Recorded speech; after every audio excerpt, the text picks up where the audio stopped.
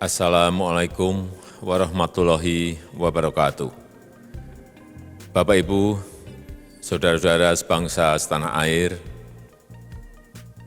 pagi tadi saya telah memimpin rapat terbatas secara virtual tentang Undang-Undang Cipta Kerja bersama jajaran pemerintah dan para gubernur. Dalam undang-undang tersebut terdapat 11 klaster yang secara umum bertujuan untuk melakukan reformasi struktural dan mempercepat transformasi ekonomi.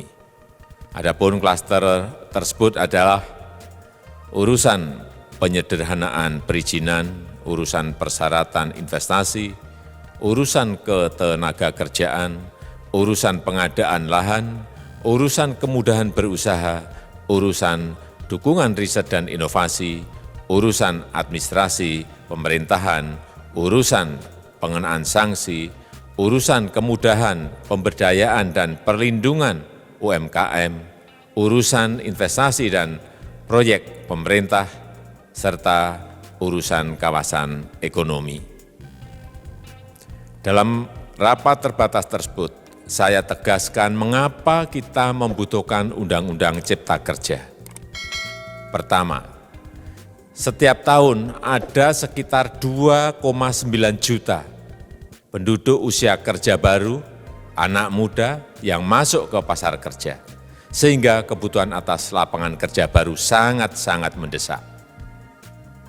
Apalagi di tengah pandemi, terdapat kurang lebih 6,9 juta pengangguran dan 3,5 juta pekerja terdampak pandemi COVID-19. Dan sebanyak 87% dari total penduduk bekerja memiliki tingkat pendidikan setingkat SMA ke bawah, di mana 39% berpendidikan sekolah dasar. Sehingga perlu mendorong penciptaan lapangan kerja baru, khususnya di sektor padat karya. Jadi, Undang-Undang Cipta Kerja bertujuan untuk menyediakan lapangan kerja sebanyak-banyaknya bagi para pencari kerja serta para pengangguran. Kedua, dengan Undang-Undang Cipta Kerja akan memudahkan masyarakat, khususnya usaha mikro kecil, untuk membuka usaha baru. Regulasi yang tumpang tindih dan prosedur yang rumit dipangkas. Perizinan usaha untuk usaha mikro kecil (UMK) tidak diperlukan lagi, hanya pendaftaran saja. Sangat simpel. Pembentukan PT atau perseroan terbatas juga dipermudah. Tidak ada lagi pembatasan modal minimum. Pembentukan koperasi juga dipermudah. Jumlahnya hanya 9 orang saja. Koperasi sudah bisa dibentuk. Kita harapkan akan semakin banyak koperasi-koperasi di tanah air. UMK, usaha mikro kecil yang bergerak di sektor makanan dan minuman. Sertifikasi halalnya dibiayai pemerintah, artinya gratis. Izin kapal nelayan penangkap ikan misalnya, hanya ke unit kerja Kementerian KKP saja. Kalau sebelumnya harus mengajukan ke Kementerian KKP, Kementerian Perhubungan, dan instansi-instansi yang lain. Sekarang ini cukup dari unit di Kementerian KKP saja. Ketiga, Undang-Undang Cipta Kerja ini akan mendukung upaya pencegahan dan pemberantasan korupsi. Ini jelas karena dengan menyederhanakan, dengan memotong, dengan mengintegrasikan ke dalam sistem perizinan secara elektronik, maka pungutan liar, pungli dapat dihilangkan. Namun, saya melihat adanya unjuk rasa penolakan Undang-Undang Cipta Kerja yang pada dasarnya dilatar belakangi oleh disinformasi mengenai substansi dari undang-undang ini dan hoaks di media sosial. Saya ambil contoh, ada informasi yang menyebut tentang penghapusan UMP, upah minimum provinsi, UMK, upah minimum kota kabupaten, UMSP, upah minimum sektoral provinsi.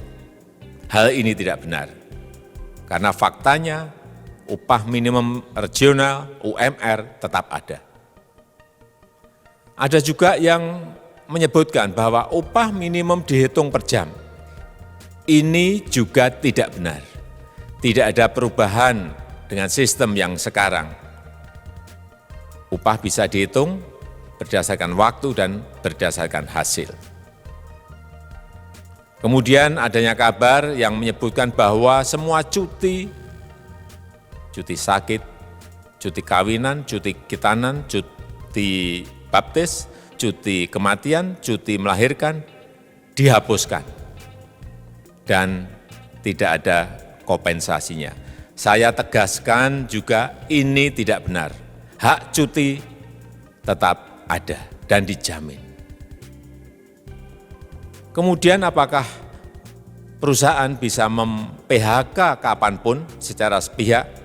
Ini juga tidak benar. Yang benar, perusahaan tidak bisa me-PHK secara sepihak. Kemudian juga pertanyaan mengenai benarkah jaminan sosial dan kesejahteraan lainnya hilang. Yang benar, jaminan sosial tetap ada. Yang juga sering diberitakan tidak benar adalah mengenai dihapusnya AMDAL, analisis mengenai dampak lingkungan. Itu juga tidak benar. AMDAL tetap ada. Bagi industri besar harus studi AMDAL yang ketat. Tetapi bagi UMKM lebih ditekankan pada pendampingan dan pengawasan.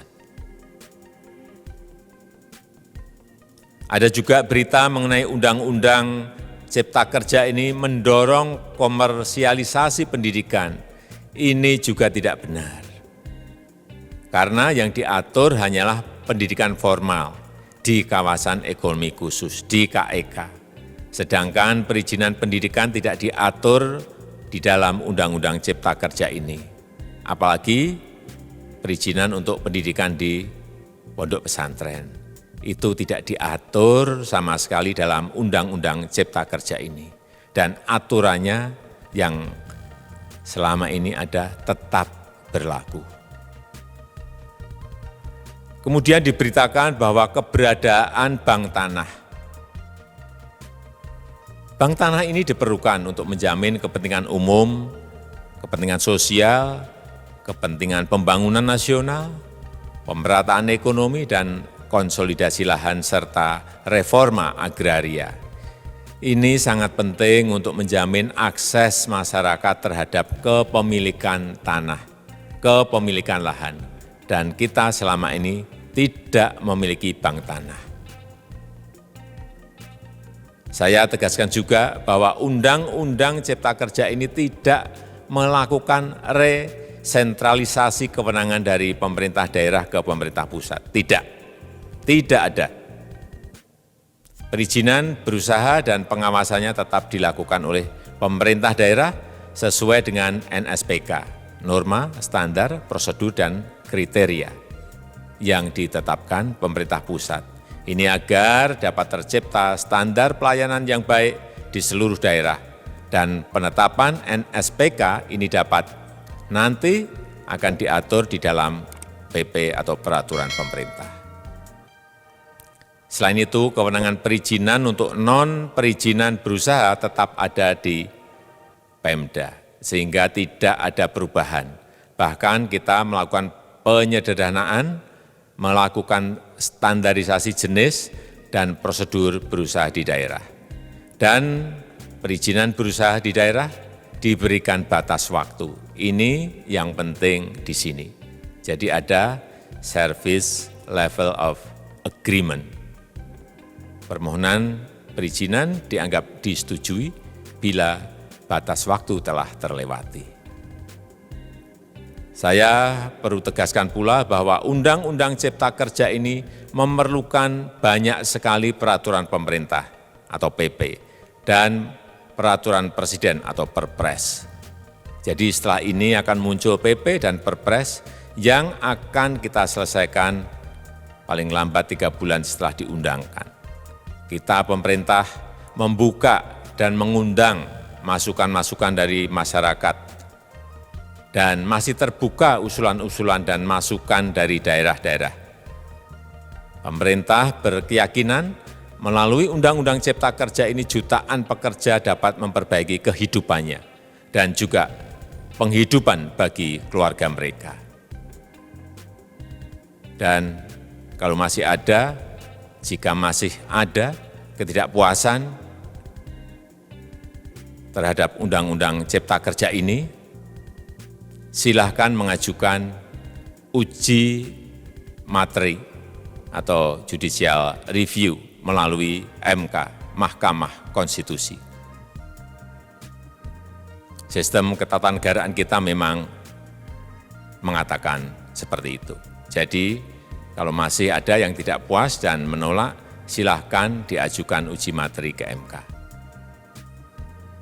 Saya rasa itu yang bisa saya sampaikan pada kesempatan yang baik ini. Terima kasih. Wassalamualaikum warahmatullahi wabarakatuh.